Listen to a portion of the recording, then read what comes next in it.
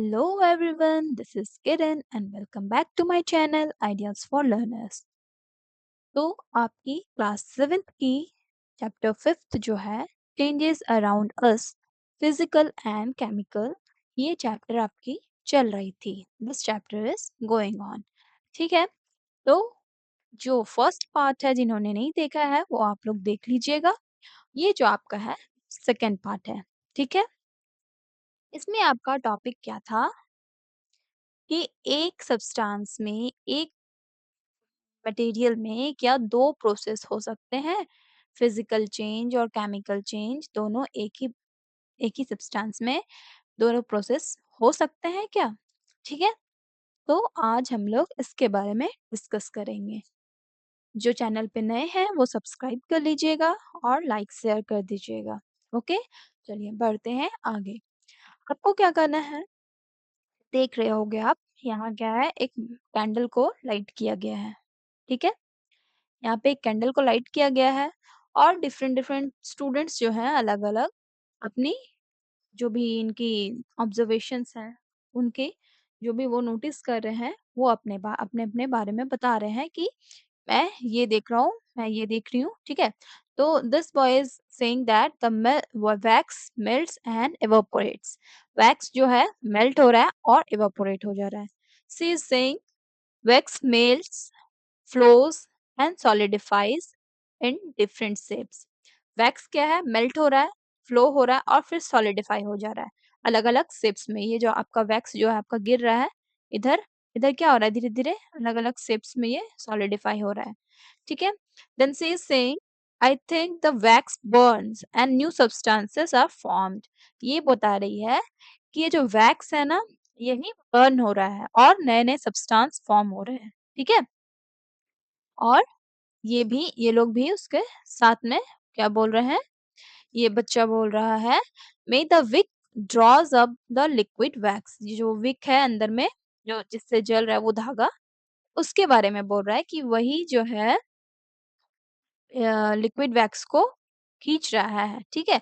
तो ये बोलती है मे बी. ठीक है, ऐसा हो सकता है. ठीक है. तो डिफरेंट डिफरेंट स्टूडेंट्स का डिफरेंट डिफरेंट ओपिनियन है. ठीक है.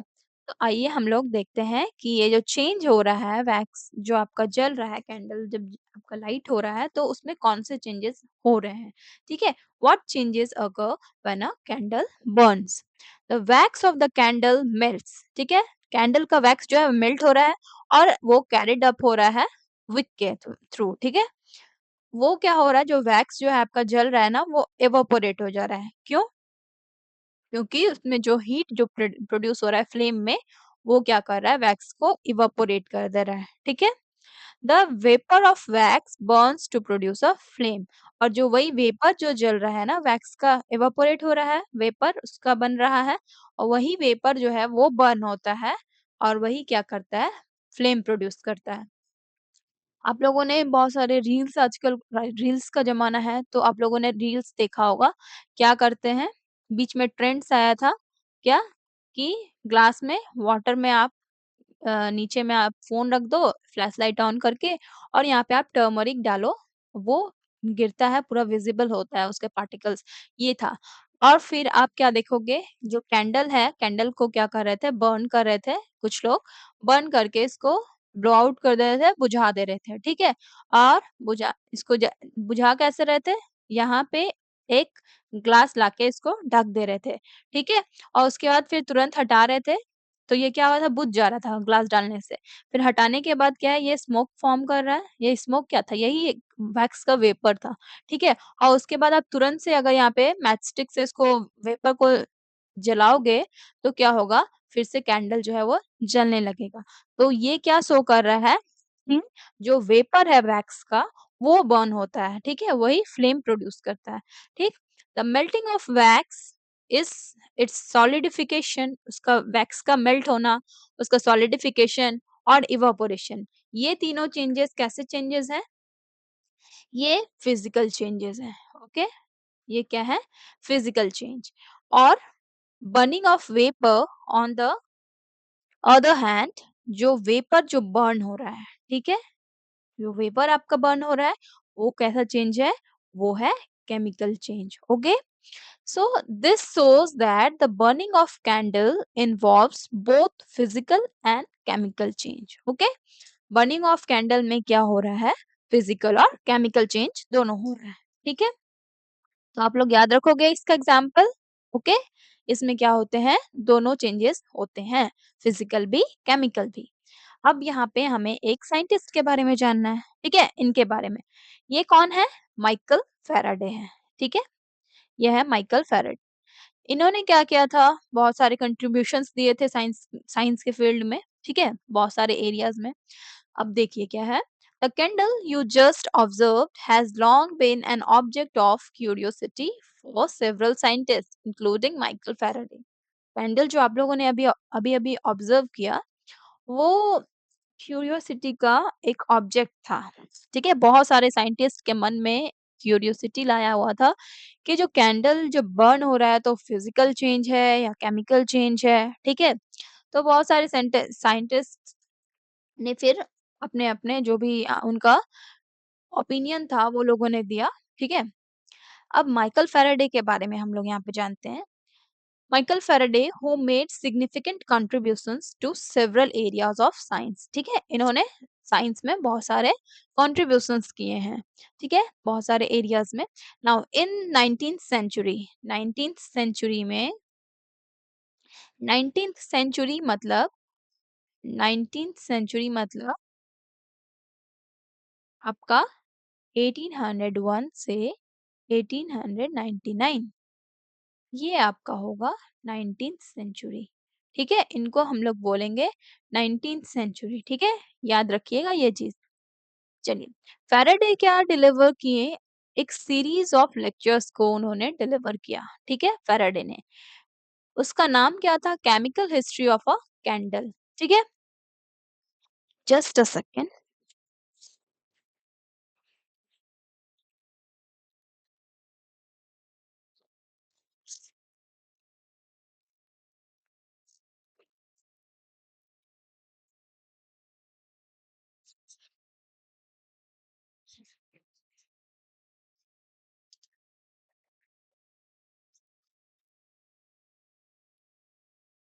यस, ये क्या था, इन्होंने एक सीरीज ऑफ लेक्चर्स इन्होंने डिलीवर किया था, किस पे, chemical history of a candle.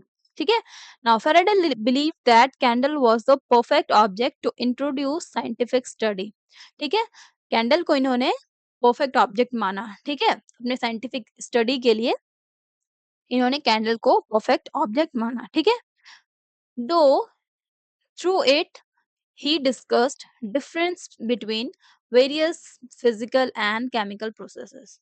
ठीक है, इन्होंने डिफरेंसेस बताए, फिजिकल और केमिकल प्रोसेस जो एक कैंडल में होते हैं। ठीक है, लाइक मेल्टिंग, वेपराइजेशन, कंबशन। ठीक है, बहुत सारे चीज जो होते हैं कैंडल में, उन्होंने फिजिकल और केमिकल प्रोसेसेस डिफरेंट डिफरेंस उन दोनों में डिफरेंसेस डिस्कस किए हैं। ठीक है, तो इनको आप लोग याद रखिएगा, माइकल फैराडे।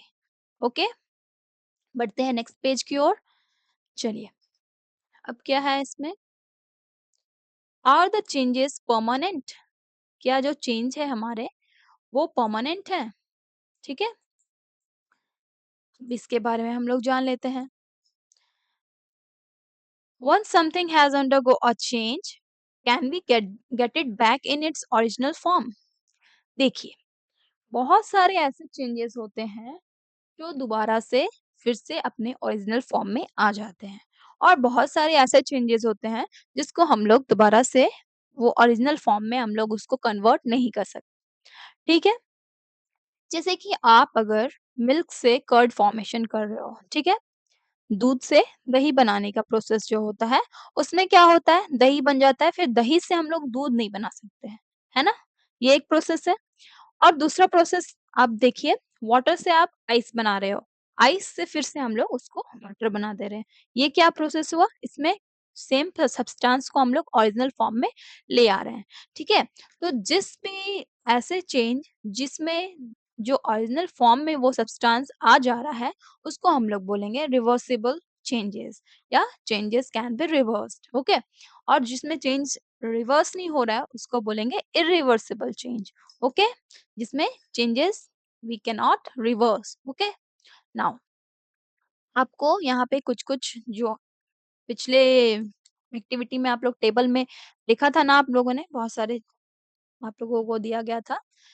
उसमें चेंजेस बताने थे ऑब्जर्वेशन में कि क्या-क्या चेंज हो रहा है। यहाँ पे आपको वही सारे ऑप्शंस आपको लिखने हैं, ठीक है?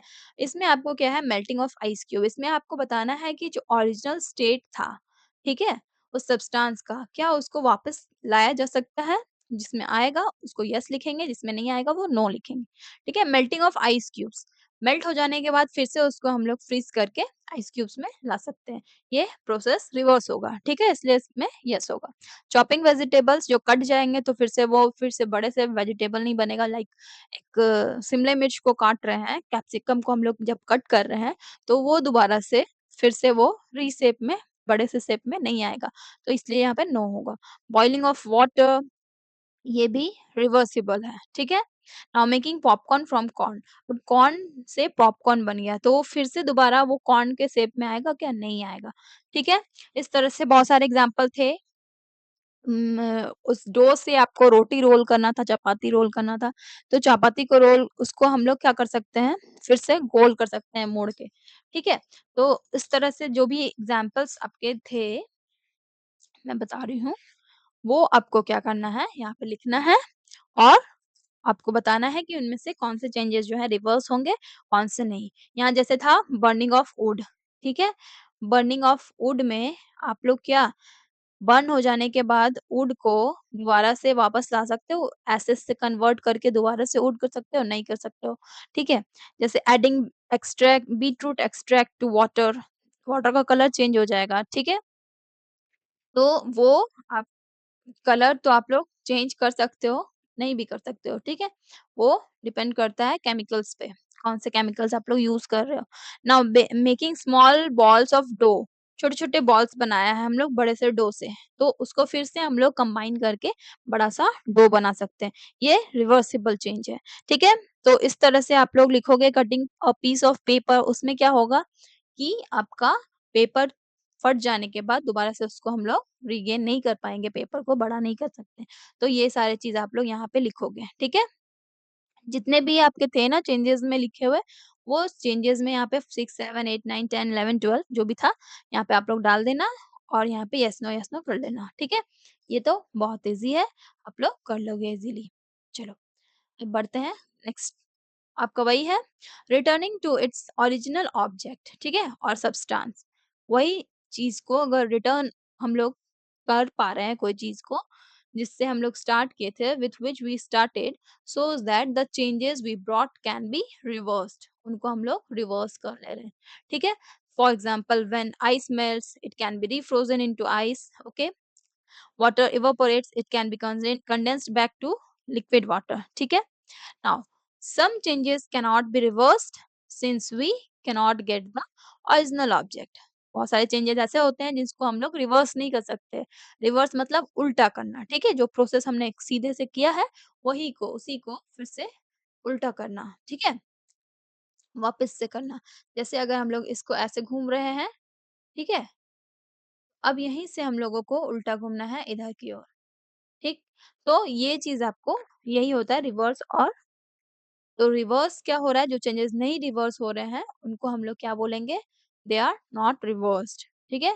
They can not be reversible, ठीक है? They can not get original object और substance back after the change. इसमें क्या होगा? इरिवर्सिबल में क्या होता है? हम लोग दोबारा से वो सब्सटेंस को गेन नहीं कर पाते हैं, ठीक है?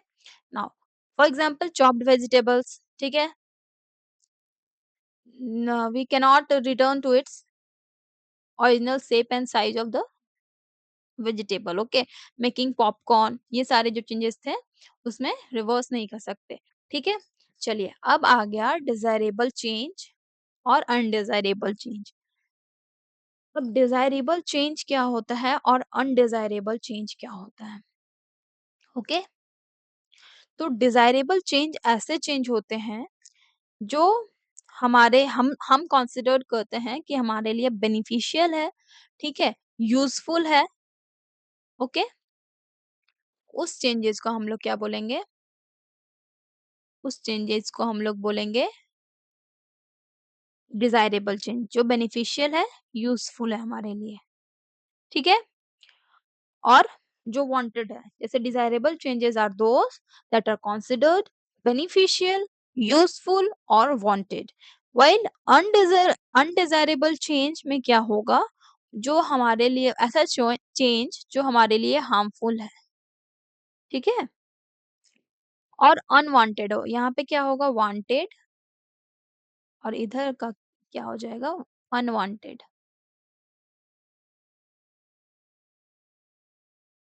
ओके? ठीक है? और ये क्या करते हैं नेगेटिव consequences देंगे आपको।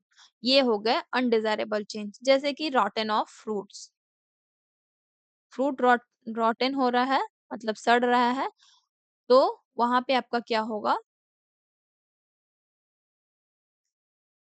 यहाँ पे नहीं आ रहा है, इसको हटाओ यहाँ से, यहाँ पे लिख देती हूँ मैं,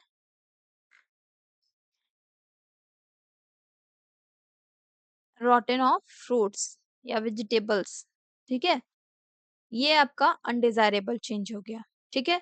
डिज़ायरेबल चेंज जो हमारा ये पकता है, फ्रूट्स जो है कच्चे जो रहते हैं वो पकते हैं और जिसको हम लोग खाते हैं, वो क्या होता है डिज़ायरेबल चेंज हो गया और वही पका हुआ फ्रूट जो है वो सड़ जाता है, तब क्या होता है वो अनडिज़ायरेबल चेंज होता है, ठीक है? डिज़ायरेबल क्यों हुआ? क्योंकि ये हमारे लिए यूज़फुल था, बेनिफिशियल था, ठीक है? इसको हम लोग खा सकते थे। वो जब सड़ गया तो हम लोग तो उसको हमारे लिए कोई यूज़ नहीं रहा उसका, ठीक है? तो उसको खाने से क्या है हार्मफुल इफ़ेक्ट होंगे, ठीक है? तो नेगेटिव इफ़ेक्ट होगा, तो इसलिए ये हो गया अनडिज़ायरेबल चेंज, ठीक है? अब आप देख लीजिए यहाँ क्या है many useful changes happen in our daily life, for example changing of milk into curd, ripening of fruits, ठीक है? रिपेनिंग ऑफ फ्रूट्स हो गया डिज़ायरेबल, रॉटेन ऑफ फ्रूट्स हो गया undesirable, cutting of fruits, cooking of food, ठीक है? ये सारे जो है डिज़ायरेबल चेंज हो गए। खाना बन रहा है, ठीक है? ये हमारे लिए यूज़फुल है। रिपेनिंग ऑफ फूड्स यूज़फुल है। कर्ड जो बन रहा है मिल्क से, वो फॉर्मेशन हमारे लिए यूज़फुल है। फ्रूट्स कटिंग कर रहे हैं, वो हमारे लिए यूज़फुल है। तो ये सारे क्या हो गए डिज़ायरेबल चेंज हो गए, ठीक है? और भी आप बहुत सारे डिज़ायरेबल चेंज जो आपके अराउंड हो रहे हैं उनके बारे में आप लोग बता सकते हो, ठीक है? बहुत सारे एग्ज़ाम्पल्स हो गए और उसी तरफ अदर अदर हैंड आप लोग देखो ऑन द अदर हैंड बहुत सारे चेंजेज़ जो होते हैं अनडिज़ायरेबल होते हैं, जैसे कि रस्टिंग ऑफ आयरन, आयरन में जो जंग लग जाता है, डिके ऑफ फूड, ठीक है? ये सब तो खराब हो रहा है ना, सब चीज़ नेगेटिव consequences सबको दे रहे हैं। तो ये क्या होता है अनडिज़ायरेबल चेंज होता है। A change that is undesirable in some situation may be desirable, ठीक है? In other situation. ऐसा चेंज जो किसी मतलब चेंज क्या हो सकता है, कहीं-कहीं अनडिज़ायरेबल जो चेंज होता है, वो कहीं-कहीं डिज़ायरेबल भी बन सकता है। जैसे कि डिकम्पोज़िशन ऑफ फूड, ठीक है? फूड्स का जो है सड़ना, गलना, ठीक है? ये क्या होगा हमारे लिए अगर मानो तो जैसे हम लोग खाने के बात में अगर बोल रहे हैं मैं खाने की बात कर रही हूँ, तो उसमें क्या होगा डिकम्पोज़िशन ऑफ फूड आपका सड़ रहा है, ठीक है? फूड जो है आपका खाना जो है खराब हो चुका है, ठीक है? वो सड़ रहा है। तो वो हमारे लिए खराब है क्योंकि हम लोग उसको नहीं खा सकते। लेकिन आप अगर देखो कि वो क्या कर रहे हैं डिकम्पोज़ फूड को डिकम्पोज़ करके क्या हो रहा है, उस फूड वेस्ट से कंपोस्ट तैयार हो रहा है, ठीक है? उसमें बैक्टीरिया, वायरसेस जो है एक्ट करके वायरसेस नहीं बैक्टीरिया, फंजाई जो भी है, एक्ट करके उस फूड को ब्रेक डाउन करके क्या कर रहे हैं फूड को कंपोस्ट के फॉर्म में ला रहे हैं। ये क्लास 8 में आप लोग पढ़ोगे, ठीक है? तो ये क्या कर रहे हैं हमारे एनवायरनमेंट के लिए ये अच्छा है, तो वो क्या हो गया उसके लिए डिज़ायरेबल हो गया, हमारे लिए अनडिज़ायरेबल हो गया। तो एक ही चीज़ क्या हो गया कहीं-कहीं किसी सिचुएशन में अनडिज़ायरेबल भी हो सकता है, किसी सिचुएशन के लिए डिज़ायरेबल भी हो सकता है। ठीक है?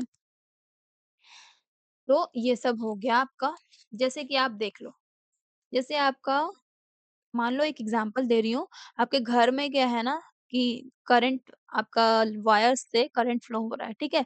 करंट जो है आपका कहीं पे वायर ब्रेक हुआ है और करंट आपके पूरे घर में आ गया, ठीक है? और उसी समय क्या हुआ आप मतलब कभी टच किए किसी को पता लगा कि आपके पूरे घर में करंट आ रहा है और उसी वक़्त क्या हुआ कि लाइट जो है चला गया, ठीक है? लाइट कट गया। तो सबके लिए लाइट कटा तो वो क्या हो गया? अनडिज़ायरेबल हो गया और आपके लिए लाइट कटा तो क्या हुआ? आपके लिए डिज़ायरेबल हुआ। तो इसी तरह बहुत सारे चेंजेस जो होते हैं, किसी के लिए किसी सिचुएशन में डिज़ायरेबल होते हैं और किसी सिचुएशन में अनडिज़ायरेबल होते हैं, ठीक है? Depending upon the situation, okay? Now some changes occurring over the years due to human activity can have long term environmental impact। बहुत सारे ऐसे-ऐसे चेंजेस होते हैं, जो बहुत सारे इयर्स में मतलब होते हैं ड्यू टू ह्यूमन एक्टिविटी और उनमें वो क्या करते हैं एनवायरनमेंट में इम्पैक्ट डालते हैं, लॉन्ग टर्म इम्पैक्ट डालते हैं।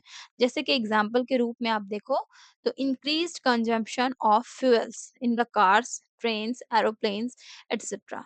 ये क्या कर रहे हैं? ये इंक्रीज़ कर रहे हैं the amount of carbon dioxide in the atmosphere, ठीक है? ये क्या कर रहे हैं? एटमॉस्फेयर में आपका इंक्रीज़ ला रहे हैं कार्बन डाइऑक्साइड का, ठीक है? ज़्यादा कंज़म्पशन हमारा फ्यूल का हो रहा है, उतना ज़्यादा अमाउंट बढ़ रहा है कार्बन डाइऑक्साइड का, ठीक है?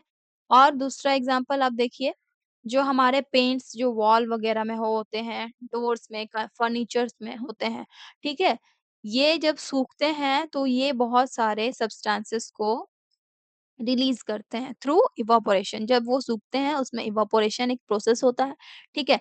और उसमें क्या होता है बहुत सारे सब्सटेंसेस रिलीज़ किए जाते हैं पेंट्स से, रिलीज़ होते हैं, ठीक है? वो क्या करते हैं एटमॉस्फेयर को पॉल्यूट करते हैं, ठीक है? तो इस तरह से एटमॉस्फेरिक पॉल्यूशंस होते हैं, ठीक है? चलिए अब आते हैं नेचुरल चेंज में, सम स्लो नेचुरल चेंज, ऐसा चेंज जो बहुत स्लो है, ठीक है? Natural change. फर्स्ट आपका टॉपिक है क्या है? Weathering of rocks. Weathering of rocks मतलब रॉक्स का टूटना, ठीक है? रॉक्स टूट करके क्या बनाते हैं? रॉक्स जब टूट करके चूर-चूर हो जाएँगे, तो वही रॉक्स जो है वो सॉइल फॉर्मेशन करेंगे, ठीक है?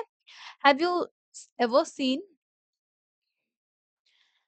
the heap of sand, soil, stones lying at the base of the mountains?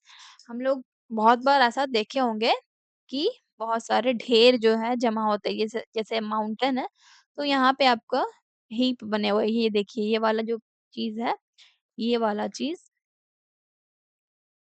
ये वाला चीज ये क्या है हीप ऑफ सैंड है ठीक है हीप ऑफ सैंड सॉइल जो है और स्टोन्स है वो माउंटेन्स की सतह पर बेस पर लाइंग है ठीक है वहां पे है दीज आर कॉल्ड सेडिमेंट्स इनको क्या कहा जाता है सेडिमेंट्स कहा जाता है ठीक है now how have these formed क्यों किस तरह से ये बनते हैं these are formed by physical changes ये फिजिकल जो चेंज होता है हमारे एटमॉस्फेयर में जैसे कि लार्ज रॉक्स जब टूटते हैं ठीक है स्मॉलर पीसेस में तो वो टूट करके सब नीचे आते हैं बेस पर तो वो सारे क्या होते हैं इकट्ठे हो जाते हैं और हीप बन जाते हैं ठीक है now temperature changes due to the climatic conditions growing the roots of the trees इसमें क्या हो रहा है नीचे में जो रहता है आपका पहाड़ वगैरह है ना माउंटेन्स वगैरह है यहाँ पे नीचे में आपके ट्रीज रहते हैं ठीक है तो ट्रीज के जो रूट्स हैं वो धीरे धीरे ग्रो करेंगे तो क्या होगा धीरे धीरे यहाँ के पत्थर को चट्टानों को तोड़ेंगे ये जो आपका माउंटेन होता है ठीक है इनमें भी बहुत सारे ट्रीज होते हैं तो इनमें भी क्या होता है यहाँ से रॉक्स वगैरह को जब इनका रूट्स जब फैलते रहता है तो क्या होता है उनका रॉक्स जो है वो टूट जाता है ठीक है और इवन फ्रीजिंग ऑफ वाटर जब फ्रीज हो जाता है जब बहुत ठंड के टाइम आती है जब ग्लेशियर्स वगैरह पिघल रहते हैं ना ग्लेशियर बन जाते हैं वाटर जो रहते हैं तो जब फ्रीजिंग होता है वाटर का तो वो भी क्या करता है रॉक्स के बीच में जो क्रैक्स होता है, उसमें वाटर फ्रीज़ हो जाता है। फिर वो क्या करता है, वो भी ब्रेक करने का काम करता है रॉक्स को, ठीक है? तो इन सबको ब्रेक इस तरह से मतलब रॉक जो है ब्रेक हो जाता है स्मॉलर पीसेस में और ये स्मॉलर पीसेस जाके फिर क्या बनते हैं? सैंड बनते हैं, सॉइल बनते हैं, ठीक है? ये तो आपका हो गया क्या फिजिकल प्रोसेस और रॉक्स के फॉर्मेशन में केमिकल प्रोसेस भी इन्वॉल्व है कैसे उसमें जो वाटर्स प्रेजेंट होते हैं रॉक्स में जब जैसे रेन हुआ ठीक है? ड्यूरिंग रेन वाटर्स जो प्रेजेंट होते हैं उनमें केमिकल्स प्रेजेंट होते हैं, ठीक है? Water present in the chemicals present in the water can also react with the rocks. वो क्या करते हैं, रॉक्स के साथ रिएक्ट करते हैं और वो केमिकल चेंजेस कॉज करते हैं, ठीक है, in their consumption, in their composition. An example of such a chemical change is shown in figure 5। ये देखिए,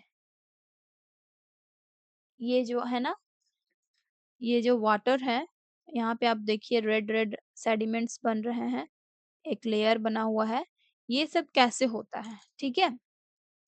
ये सब होता है केमिकल चेंज के वजह से। उसमें जो आयरन पाए जाते हैं रॉक्स में, वो रॉक्स आयरन, आयरन में क्या होता है, अभी आप लोग पढ़े ना, आयरन में, आयरन जब आपका वाटर के साथ और ऑक्सीजन के प्रेजेंस में रिएक्ट होता है तो वो क्या बनाता है, आयरन ऑक्साइड बनाता है, जो कि क्या होता है, रस्ट होता है, ठीक है? तो यही आयरन ऑक्साइड जो है आपका फॉर्म होता है, क्यों? क्योंकि रॉक्स में क्या है, आयरन प्रेजेंट होते हैं, ठीक है? वो वाटर और ऑक्सीजन के साथ रिएक्ट करके आयरन ऑक्साइड फॉर्म करते हैं, ठीक है? और वही आयरन ऑक्साइड के वजह से इनका कलर जो होता है रेडिश में कन्वर्ट हो जाता है। यहाँ पे देखिए आप लोगों को दिया हुआ है ना? ये पढ़िए। Example of such a chemical change is shown in figure, ठीक है? Here an originally black colored rock, जो बासाल्ट जिनको कहा जाता है, वो ब्लैक कलर्ड रॉक होते हैं, ठीक है? उनमें क्या होता है, आयरन प्रेजेंट होता है, ठीक है? इस तरह के रॉक में, ब्लैक कलर्ड रॉक जिसको बासाल्ट कहा कहा जाता है, उनमें आयरन प्रेजेंट होता है और has chemically change to produce a red coloured layer, ठीक है? उनमें क्या होता है, रेड कलर लेयर जो है प्रोड्यूस हो जाते हैं। कैसे होता है, यहाँ पे केमिकल चेंज होता है, क्या होता है, यही प्रोसेस होता है, ठीक है?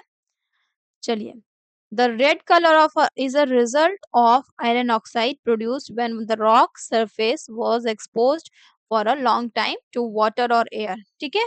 बहुत टाइम के लिए रॉक सरफेस जो है बाहर एक्सपोज्ड रहते हैं, तो उसमें क्या होता है, आयरन ऑक्साइड प्रोड्यूस हो जाता है और वो कलर जो है वो रेड कलर का उसका लेयर फॉर्म कर देता है, ठीक है?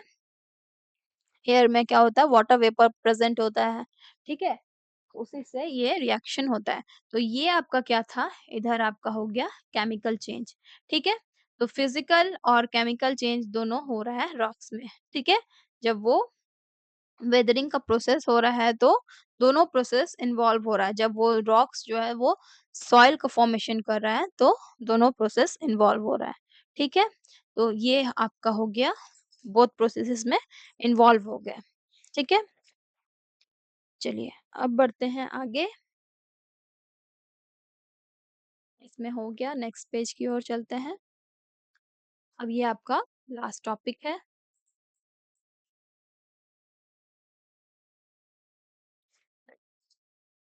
ये क्या है?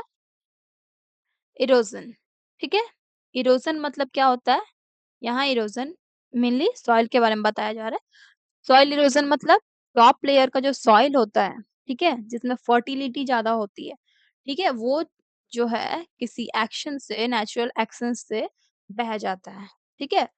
फ्लोज़ आउट हो जाता है या उड़ जाता है, ठीक है? तो वही इरोजन के बारे में अब हम लोग पढ़ेंगे। क्या है? Have you noticed fine sand collecting on river beds और इन लेक्स? हम लोग रिवर में या फिर लेक्स में जाते हैं तो देखते हैं बहुत ही महीन मिट्टी जो है वो रहती है, वहां पे कलेक्शन हो जाता है। कैसे होता है ये? ठीक है, this sand is formed when rock pebbles, soils and sediments are broken down. Rock pebbles जो पत्थर होते हैं, रॉक का सॉइल जो होते हैं, सेडिमेंट्स होते हैं, ये सारे क्या होते हैं, टूटते हैं, ठीक है? ये सारे जब टूट जाते हैं तो इस तरह के सैंड फॉर्मेशन होता है। ये सारे क्या होते हैं, मूव करते हैं from one location to another, ठीक है? कैसे कैसे मूव करते हैं? By natural forces. Natural forces like जब विंड आता है तो हवा क्या करता है, मिट्टी को उड़ाता है ना? देखते हो ना, कभी आंधी तूफान आता है तो क्या होता है, पूरा मिट्टी उड़ के आ रहा है, डस्ट वगैरह सब आता है। तो उसी तरह से नेचुरल प्रोसेस विंड से क्या होता है, ये मूव होते हैं वन लोकेशन से अनदर में, ठीक है? साथ ही जब वाटर फ्लो होता है तो उसमें भी आपका जब बारिश वगैरह होती है तो उसमें भी आप देखोगे कि जो सैंड है वो बह रही है, ठीक है? तो इस प्रोसेस को क्या कहते हैं? इरोज़न कहते हैं, ठीक है? ये नेचुरल फोर्सेस के थ्रू होती है, ठीक है? विंड, वाटर ये सब से होता है। Erosion during a landslide is an example of a physical change. जब लैंडस्लाइड हो जाता है, ठीक है? कोई भी पहाड़ वगैरह जब धँस जाता है, गिर जाता है, उसमें भी तो सॉइल का लेयर गिरता है ना, तो वो क्या है, एक फिजिकल चेंज है, ठीक है? River rocks, pebbles often appear smoother due to constant erosion caused by flowing water. ठीक है? रिवर के जो रॉक्स होते हैं, पत्थर होते हैं, वो बहुत स्मूदर होते हैं। क्यों होते हैं? बहुत स्मूथ होते हैं, चिकने होते हैं। ठीक है?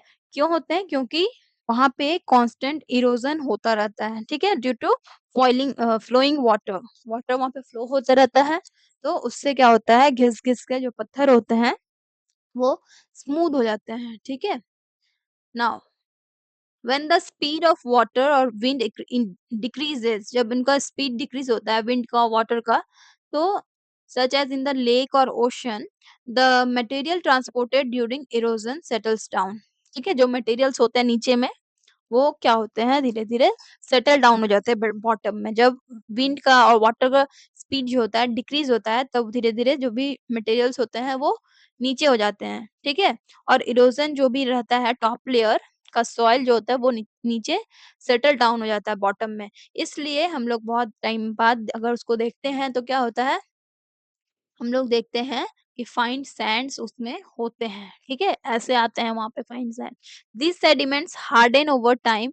इन ये अगर धीरे-धीरे अगर वहाँ पे ज़्यादा विंड नहीं हो, वाटर नहीं हो, तो धीरे-धीरे वहीं पे सेडिमेंट्स की तरह रुक जाते हैं और क्या होते हैं, हार्ड हो जाते हैं थोड़े टाइम के बाद, ठीक है?